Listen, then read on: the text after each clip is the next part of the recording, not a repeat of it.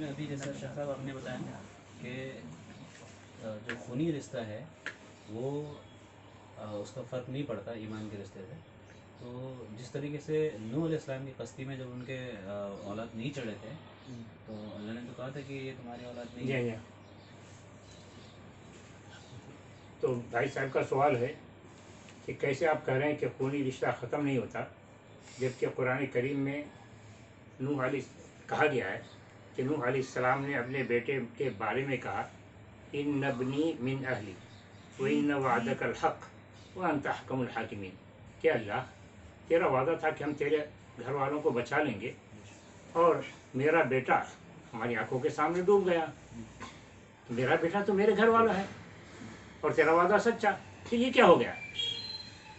جواب ملا انہ لیس من اہلی، وہ تمہارے اہل میں سے نہیں. اہل کا کیا مطلب؟ اہل عربی زبان کا لفظ ہے، اس کے معنی دو ہوتے ہیں، ایک تو خاندان کے معنی میں ہوتے ہیں اور ایک ہوتے ہیں اہلیت اور صلاحیت کے لیے. اہلیت اور صلاحیت کے معنی میں یہاں خاندان کے معنی میں نہیں لیا گیا ہے، انہ لیس من اہلی تمہارے خاندان کا نہیں، ایسا نہیں کہنا ہے، بلکہ آپ کی سفارش کے قابل نہیں ہے، اس میں اہلیت نہیں ہے، صلاحیت نہیں ہے کہ آپ اس کی سفارش کریں. کیا دلیل؟ کیا دلیل اس آیت سے پہلے ان ابنی من اہلی سے پہلے کی آیتیں ہیں، اس میں کیا کہا اللہ تعالیٰ نے وَنَادَى نُوحٌ ابْنَهُ، نوح نے اپنے بیٹے کو پکارا. یہ کون بیٹا ہے؟ وہی بیٹا جس کو ڈبایا گیا، وہی مشرک بیٹا. تو اللہ تعالیٰ کہتا ہے یہ مشرک بیٹا نوح کا بیٹا. وَنَادَى نُوحٌ ابْنَهُ، نوح نے اپنے بیٹے کو پکارا. کس بیٹے کو؟ یہ مشرک بیٹے کو پکارا. تو اللہ اس بیٹے کو ابن کرا، اس کا بیٹا. نوح علیہ السلام نے کیسے پکارا؟ فقال یا بنی ارکب معنا، نوح علیہ السلام اسی مشرک بیٹے کو کہتے میرے پیارے بیٹے آ میرے ساتھ سوار ہو جا، میرے پیارے بیٹے آ میرے ساتھ سوار ہو جا. تو اللہ تعالیٰ بھی اس مشرک بیٹے کو نوح کا بیٹا کہہ رہا ہے. نوح علیہ السلام بھی اپنے بیٹے کو پیارے بیٹے سے کہہ رہا ہے یا بنی میرے پیارے بیٹے آ سوار ہو جا. تو پھر انکار کس بات سے؟ انہ لیس من اہلی، انکار اس بات سے ہے کہ اس وقت مشرکوں پر اللہ کا عذاب آیا ہوا ہے اور ایسے وقت میں ان کے بارے میں سفارش نہیں سنی جائے گی. انہ لیس من اہلی، آگے کا جملہ خود اس کی تشریح کر رہا ہے. آگے کی آیت انہ لیس من اہلی انہ عمل غیر صالح، یہ آپ کی سفارش کے قابل نہیں ہے. کیوں نہیں ہے؟ اس لیے کہ اس کا عمل صحیح نہیں ہے، وہ تو مشرک ہے.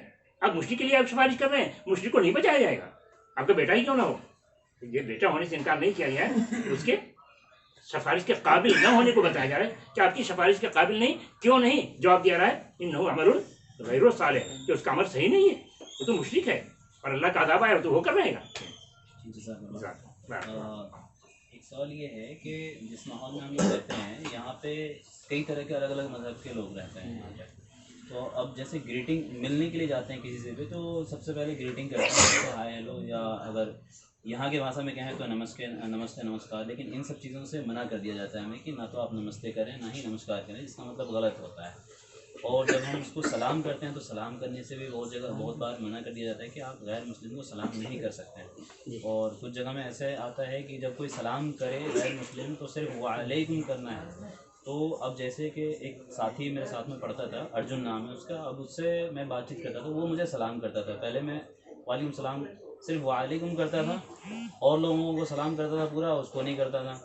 اب فرق آ گیا، اب وہ مجھ سے سلام بھی کرتا بھی نہیں، مجھے صرف ہائے ہیلو کرتا ہے، گڈ مارننگ گڈ ایوننگ، اس طریقے سے بات کرتا ہے. تو مطلب کیا غیر مسلم کو سلام کر سکتے ہیں؟ اور اگر وہ کریں تو کس طریقے سے کیا؟ اللہ تعالیٰ نے کہا وَإِذَا حُيِّيتُم بِتَحِيَّةٍ فَحَيُّوا بِأَحْسَنَ مِنْهَا أَوْ رُدُّوهَا إِنَّ اللَّهَ كَانَ عَلَى كُلِّ شَيْءٍ حَسِيبًا، کہ جب تم کو سلام کیا جائے فَحَيُّوا بِأَحْسَنَ مِنْهَا، تو اس سے بہتر انداز میں جواب دو. تم کو سلام کیا جائے تو اس سے بہتر انداز میں جواب دو. یہ ہے سلام کا طریقہ.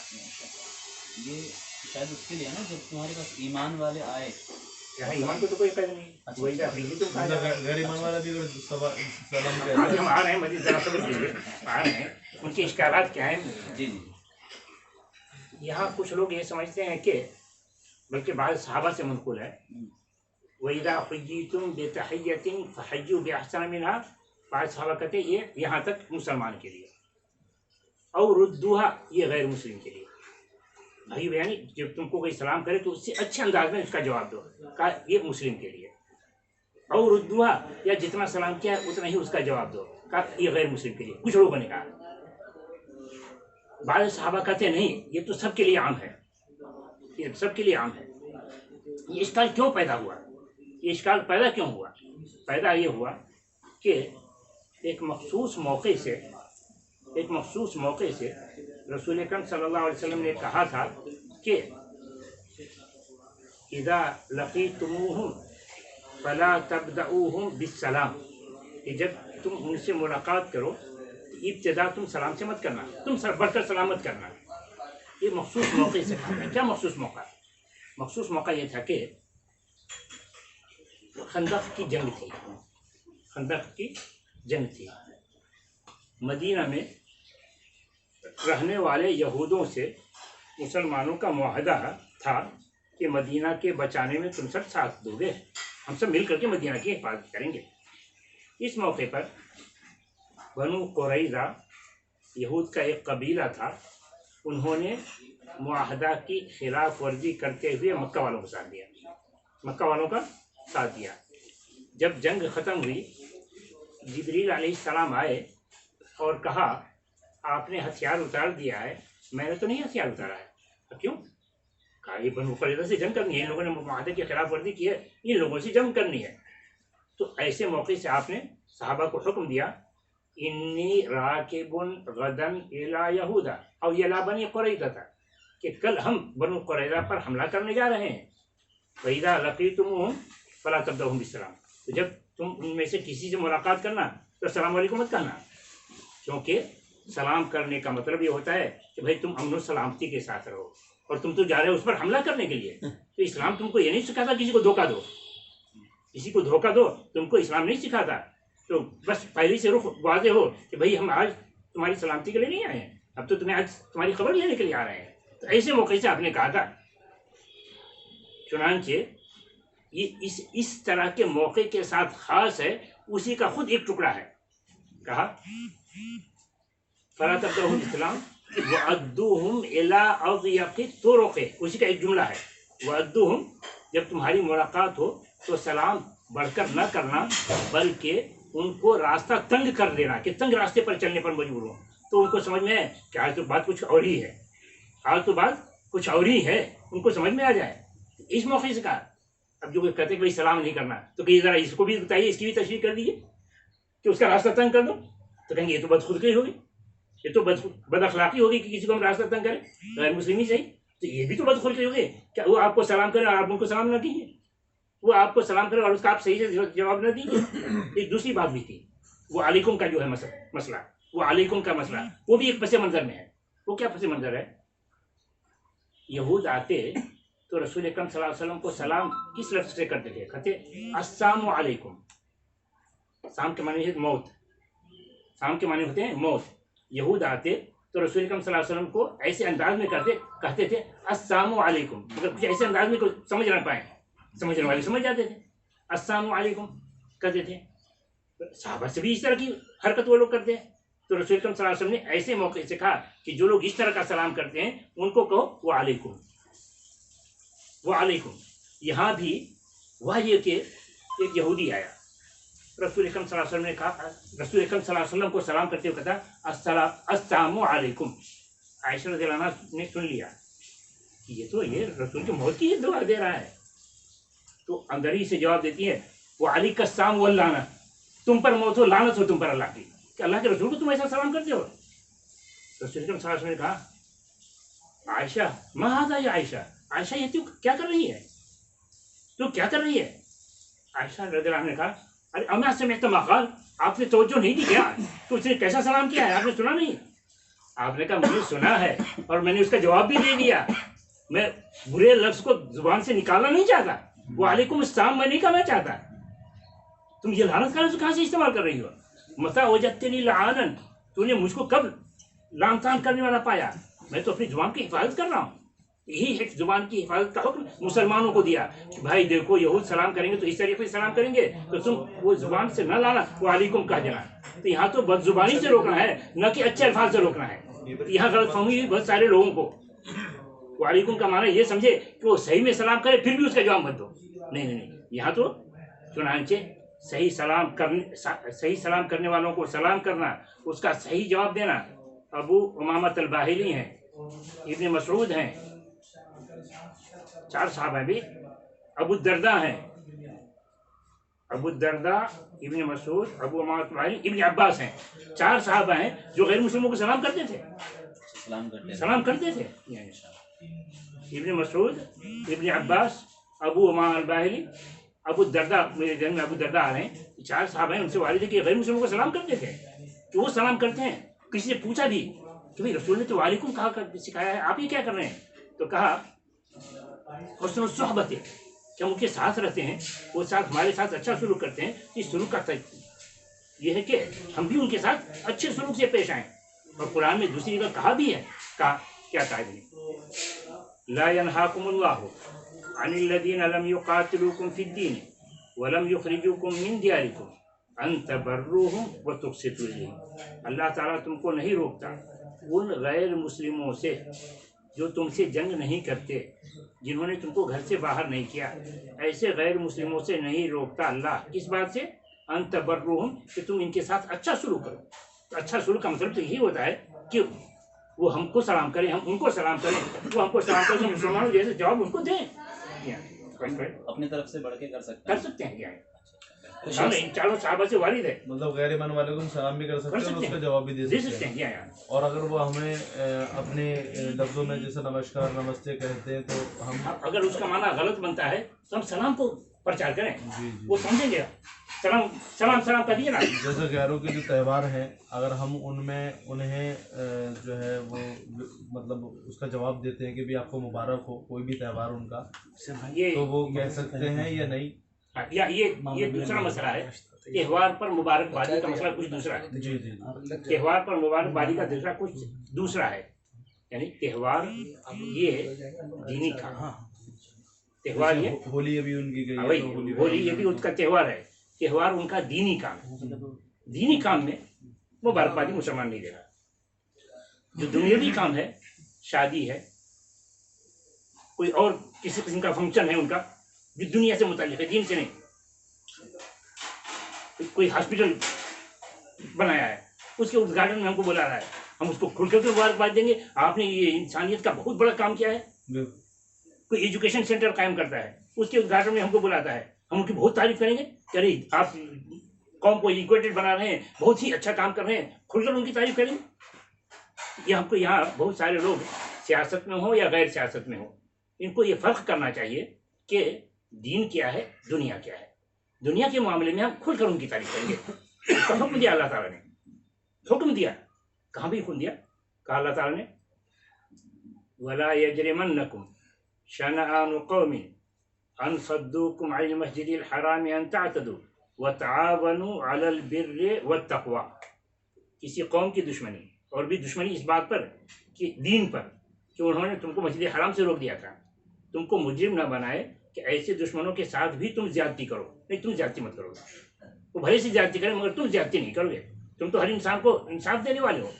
تو تم کو اگر ستایا بھی گیا ہو, تم بدلہ لینا بھی چاہتے ہو, تو اس حد میں بدلہ لے سکتے ہو, بلکہ معاف کرو تو بہتر. کہ کہا اللہ تعالیٰ نے وَإِنْ عَاقَبْتُمْ فَعَاقِبُوا بِمِثْلِ مَا عُوقِبْتُمْ بِهِ. اگر تم بدلہ لینا چاہتے ہو تو جتنا تم کو ستایا گیا اتنا ہی. وَلَئِنْ صَبَرْتُمْ لَهُوَ خَيْرٌ لِلصَّابِرِينَ. اور اگر صبر کرتے ہو تو صبر کرنا تمہارے لیے بہتر ہے.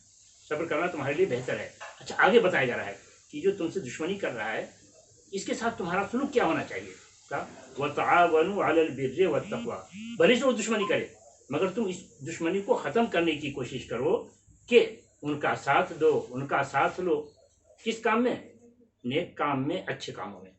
اور حضرت ظلم کو کرنے والا اور سہنے والا کو ایک جگہ برابر بتایا گیا ہے, وہ کس طریقے سے, مطلب کہ ظلم جو کر رہا ہے اور آپ وہ ظلم سہ رہے ہو تو آپ بھی برابر کے جو ہے وہ حصے دار ہو, کچھ اس طرح کا ہم نے سنا ہے. اس بارے میں تھوڑی سی روشنی ڈالیں آپ. ظلم کرنے والا ظلم سہنے والا نہیں, سہنے والے تو ہم نہیں دیکھ رہے ہیں. ظلم کرنے والا اور ظلم کو دیکھ کر خاموش رہنے والا، یہ دونوں ظلم میں شریک. ظلم کرنے والا اور ظلم کو دیکھ کر خاموش رہنے والا یہ بھی ظلم میں شریک ہے. مطلب ظلم سہنے والے کا مطلب یہ ہوگا کہ بھی آپ پر کوئی ظلم کر رہا ہے، جی آپ جو ہے اسے جواب نہیں دے رہے، جی تو آپ بھی کیا برابر کے شریک ہو، یا وہاں پر صبر کر لینا مناسب ہے، یا وہاں پہ اسے جواب دینا مناسب ہے؟ جیسے وہ آپ پہ ظلم کر رہا ہے تو آپ بھی اس کا جواب دو. اس کے حالات مختلف ہوں گے، کب جواب دیا جائے اور کب جواب نہ دیا جائے وہ اس کے حالات مخصوص حالت میں اس کا فتویٰ دیا جائے گا کہ کب انسان کو ڈیفینس پر آنا ہے اور کب ڈیفینس میں نہیں آنا ہے. سب کر لینا ہی بہتر ہے. وہ تو حالات کا جائزہ لینے سے پتہ چلے گا کہ ایسی حالت میں ہم کو کیا کرنا ہے.